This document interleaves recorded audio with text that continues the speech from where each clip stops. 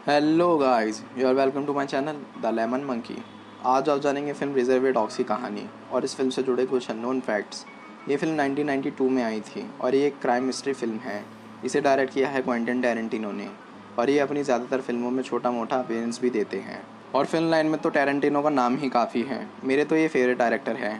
उसी तरह से ये फिल्म भी एक मास्टरपीस है। ये हिंदी और इंग्लिश दोनों में अवेलेबल है और इसकी स्टोरी लाइन पास्ट और फ्यूचर में चलती है, जिससे आपको कन्फ्यूजन हो सकती है। पर मैं किस लिए बैठा हूँ, मैं आपको उसकी स्टोरी अच्छे से समझा दूँगा। तो चलिए अब ज़्यादा देर ना करते हुए लेट्स बिगिन।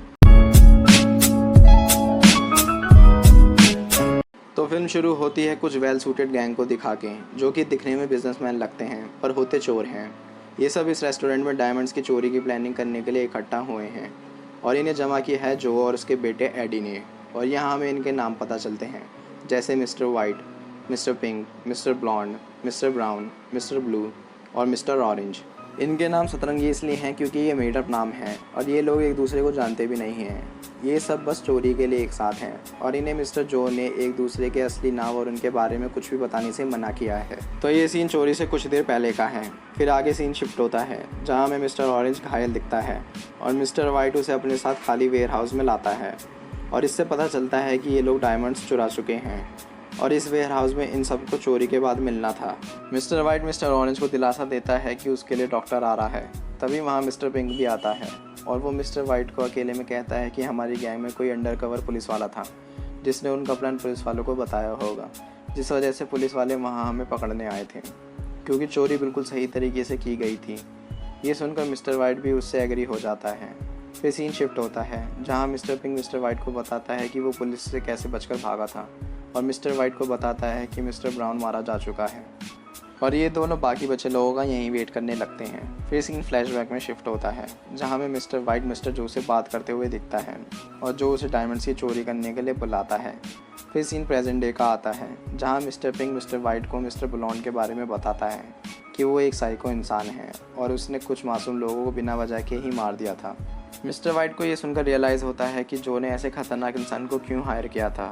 फिर मिस्टर पिंक वाइट से कहता है कि हमें फंसाने वाला गद्दा मिस्टर ऑरेंज हो सकता है और उसे वहीं छोड़कर उसे चलने के लिए कहता है।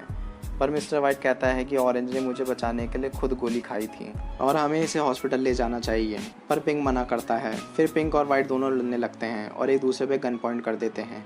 तभी मिस्टर ब्लॉन्ड पीछे से कहता है कि आपस में दुश्मनी सही नहीं। फिर पिंक उससे पूछता है कि तुम पुलिस से कैसे बचे। फिर मिस्टर वाइट ब्लॉन्ड को बताता है कि उनके बीच कोई गद्दार है और उन्हें कैसे भी करके इस शहर को छोड़ना होगा, पर ब्लॉन्ड मना करता है। फिर वाइट ब्लॉन्ड से कहता है कि कहीं वही तो गद्दार नहीं।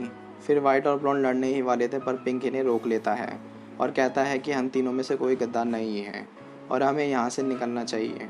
ब्लॉन्ड कहता है कि वो सब यहीं ठीक हैं और उन्हें एडी का यहाँ वेट करना है।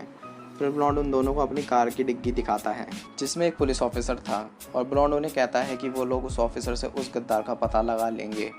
फिर मिस्टर ब्लॉन्ड का फ्लैशबैक सीन दिखता है जहां वो जो से जेल से निकलने के बाद मिलने आता है और जो से कुछ काम मांगता है क्योंकि उसे पुलिस से बचने के लिए कोई काम करना था। एडी उसे लॉन बीच पे काम दिलवाने का वादा करता है। फिर जो ब्लॉन्ड से इस जॉब के बाद डायमंड की चोरी के लिए गैंग में शामिल होने को पूछता है, जिस पे ब्लॉन्ड हाँ कर देता है। फिर प्रेजेंट डे का सीन आता है और ब्लॉन्ड वाइट और पिंक पुलिस ऑफिसर को वेयर हाउस में लाकर पीटने लगते हैं और उससे उस गद्दार के बारे में पूछते हैं। तभी हमें एडी गाड़ी में वेयर हाउस की तरफ आते हुए दिखता है और वो फ़ोन पे किसी से कहता है कि उसे नहीं पता कि डायमंड्स किसके पास हैं। फिर एडी वेयर हाउस पहुँचता है और ऑरेंज को घायल देखकर पूछता है कि क्या वो मर गया है।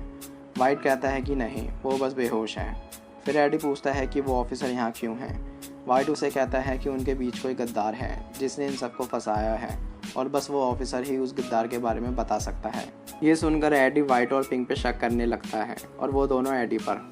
तभी पीछे से ब्लॉन्ड पूछता है कि जो कहाँ है। एडी कहता है कि वो 9 बजे इधर आएंगे। फिर एडी उनसे पूछता है कि डायमंड्स कहाँ हैं। पिंक कहता है कि वो उसके पास हैं और उसने उन्हें छुपा रखा है।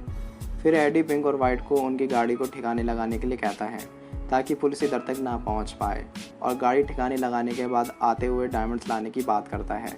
वो ब्लॉन्ड को पुलिस ऑफिसर के पास छोड़कर उससे उस गद्दार के बारे में पूछने के लिए कहता है और वो खुद पिंक और वाइट के साथ कार छुपाने चला जाता है। फिर ब्लॉन्ड ऑफिसर से गद्दार के बारे में पूछता है और ऑफिसर कहता है कि उसे कुछ नहीं पता। फिर ब्लॉन्ड ऑफिसर के मुंह पे डक्ट टेप बांधकर उसका कान रेजर से काट देता है। फिर वो गैसोलीन लेकर आता है और उसे पुलिस ऑफिसर पर डाल देता है उसे जलाने के लिए। वो ऑफिसर उससे कहता है कि उसे सच में कुछ नहीं पता और वो उन लोगों के बारे में किसी को कुछ नहीं बताएगा, पर ब्लॉन्ड उसकी बात नहीं सुनता और उसे जलाने ही वाला था। तभी अचानक से मिस्टर ऑरेंज ब्लॉन्ड को शूट कर देता है और ऑरेंज उस ऑफिसर को बताता है कि वो एक पुलिस ऑफिसर है और यहाँ रिवील हो जाता है कि वो गद्दार ऑरेंज ही था। फिर मिस्टर ऑरेंज का फ्लैशबैक सीन शिफ्ट होता है और वो एक रेस्टोरेंट में आकर अपने ऑफिसर को जो कि डायमंड की चोरी की प्लानिंग बताता है और हमें दिखता है कि वो किस तरह से गैंग में शामिल हुआ था और इनकी गैंग डायमंड चोरी के लिए कैसे फॉर्म हुई थी। और यहाँ हमें सभी 8 कैरेक्टर्स दिखते हैं और जो इन लोगों को उसी वेयर हाउस में बुलाता है जहाँ ये लोग प्रेजेंट डे में हैं और इन्हें डायमंड चोरी की प्लानिंग बताता है और इनको बोलता है कि उन लोगों को आपस में एक दूसरे के बारे में कुछ भी नहीं बताना है, उनके नाम से लेकर उनके पर्सनल लाइफ तक कुछ भी नहीं।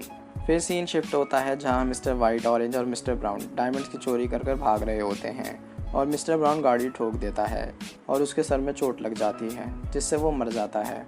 फिर वाइट और ऑरेंज उसे वहीं छोड़कर जाने लगते हैं और एक औरत की गाड़ी रुकवा के उसकी गाड़ी लेने लगते हैं, पर वो लेडी ऑरेंज पे गोली फायर कर देती है और हमें पता चलता है कि ऑरेंज को स्टार्टिंग के सीन में गोली कैसे लगी थी। फिर सीन प्रेजेंट डे में शिफ्ट होता है और एडी, वाइट और पिंक वापस आते दिखते हैं और वो ब्लॉन्ड को मरा देखते हैं। ऑरेंज उन्हें कहता है कि ब्लॉन्ड ऑफिसर को मारने वाला था, तभी एडी उस ऑफिसर को शूट करके मार देता है। फिर ऑरेंज इन सबसे कहता है कि मिस्टर ब्लॉन्ड ही वो गद्दार था, वो हमें मारकर हीरे खुद लेकर यहाँ से निकलना चाहता था, पर एडी उसकी बात पर यकीन नहीं करता क्योंकि ब्लॉन्ड उनका विश्वासी इंसान था। तभी वहाँ जो भी आ जाता है और उन सबको बताता है कि मिस्टर ऑरेंज ने ही उन सबको फंसाया है और उसे मारने के लिए जो अपनी गन निकालकर उस पर पॉइंट कर देता है। तभी मिस्टर वाइट भी जो पे अपनी गन पॉइंट कर देता है और तभी एडी भी अपनी गन मिस्टर वाइट पे पॉइंट कर देता है और वाइट को उसके बाप से गन हटाने के लिए कहता है, पर जो ऑरेंज को शूट कर देता है और वाइट जो को और एडी वाइट को। एडी और जो मर जाते हैं। तभी ये सब देखकर मिस्टर पिंक हीरे लेकर उधर से सही सलामत निकल जाता है और मिस्टर वाइट क्रॉल करते हुए ऑरेंज के पास जाता है और ऑरेंज उसे सच बताता है कि वो ही पुलिस वाला है। ये सुनकर मिस्टर वाइट ऑरेंज को गोली मार देता है। तभी उधर पुलिस वाले भी आ जाते हैं और मिस्टर वाइट को भी शूट कर देते हैं और इस तरह इन लोगों की गैंग के साथ ये फिल्म भी यहीं ख़त्म हो जाती है। तो चलिए अब जानते हैं इससे जुड़े कुछ अननोन फैक्ट्स। इस फिल्म की शूटिंग को 35 दिनों में ही कंप्लीट कर दिया गया था। क्वेंटिन टैरेंटिनो पहले मिस्टर पिंक का रोल प्ले करने वाले थे। आपको जानकर हैरानी होगी कि इस फिल्म को 1973 में आई विनोद खन्ना की गद्दार मूवी से इंस्पायर होकर हांगकांग के एक फिल्म डायरेक्टर रिंगो लैम ने 1987 में सिटी ऑन फायर मूवी बनाई थी और जब क्वेंटिन टैरेंटिनो ने उस फिल्म को देखा तो उन्हें रिजर्वायर डॉग्स का आइडिया मिला था और कुछ टाइम बाद संजय गुप्ता ने कार्टे मूवी के साथ अपना वर्जन बनाया था। तो हम ऐसा कह सकते हैं कि अगर विनोद खन्ना की फिल्म गद्दार नहीं होती तो ये फिल्म भी शायद ना होती। इस फिल्म का बजट लो होने के कारण सभी एक्टर्स ने अपने खुद के कपड़े इस फिल्म में पहने थे। सिर्फ ब्लैक सूट्स ही इन एक्टर को प्रोडक्शन की तरफ से मिले थे। जब ये फिल्म रिलीज़ हुई थी इसे लोगों के मिक्स रिव्यूज़ मिले थे, पर आज की तारीख में ये फिल्म एक मास्टरपीस है जिसकी वजह से इसकी IMDb रेटिंग 8.3 है। इस फिल्म का कई कंट्रीज़ में रीमेक भी बनाया गया है। बॉलीवुड में भी इसका रीमेक बन चुका है जो कि 2002 में आई कार्टे फिल्म थी और टैरेंटिनो ने इस फिल्म की तारीफ भी की थी। टैरेंटिनो पहले इसकी स्टोरी को फिल्म की जगह प्ले में यूज़ करना चाहते थे। टैरेंटिनो ने इस फिल्म की स्टोरी 3.5 हफ्तों में ही लिख दी थी। इस फिल्म में इतना खून खराबा और इतनी डार्क होने की वजह से इसे सिर्फ 18+ लोगों के लिए ही अलाउड किया गया था। इस फिल्म में मिस्टर पिंक, मिस्टर ब्राउन और मिस्टर ब्लू के असली नाम नहीं बताए गए, पर बाकी सभी कैरेक्टर्स के असली नाम इस फिल्म में बताए हैं जिन्हें आप मूवी देखते वक्त जान पाएंगे। मिस्टर ब्लॉन्ड का पुलिस ऑफिसर का टॉर्चर करने वाला सीन टॉप 10 टॉर्चर्स में गिना जाता है। टैरेंटिनो पहले इस फिल्म को ब्लैक एंड वाइट बनाने वाले थे। ये फिल्म साउथ कोरिया में बैंड है क्योंकि इस फिल्म में पुलिस ऑफिसर को बुरी तरह टॉर्चर करते हुए दिखाया गया है। टैरेंटिनो इस फिल्म में बस 3 ही बार अपीयर हुए थे। एडी का रोल पहले निकोलस केज को भी ऑफर हुआ था पर उन्होंने इसे रिजेक्ट कर दिया था। ये मूवी टॉप 10 हीस मूवीज़ की लिस्ट में काउंट होती है। मिस्टर ऑरेंज का रोल प्ले करने वाले एक्टर टिम रॉथ ने इस फिल्म की स्टोरी सुनने से मना कर दिया था, पर टैरेंटिनो और हार्वी कैटल उनको ड्रिंक्स पर लेकर गए थे और उन्होंने इसकी स्टोरी नशे में होते हुए पढ़ी थी और वो इस फिल्म को करने के लिए तैयार हो गए थे। इस फिल्म में सिर्फ मिस्टर ब्लू की ही डेथ नहीं दिखाई गई थी, पर रिजर्वायर डॉग्स पे बनी 2006 की वीडियो गेम में ये रिवील किया गया था कि मिस्टर ब्लू ज्वेलरी स्टोर से भागकर एक मूवी थिएटर में छुप गया था, पर पुलिस ने उसे वहीं ढूंढकर शूट कर दिया था। फिल्म में दिखाया गया वेयर हाउस दरअसल में एक मॉर्चरी था।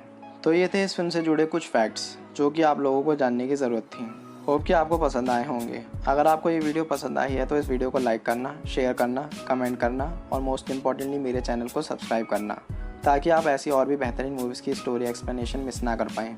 Now I will meet you in the next video. Till then be happy and stay cinematic.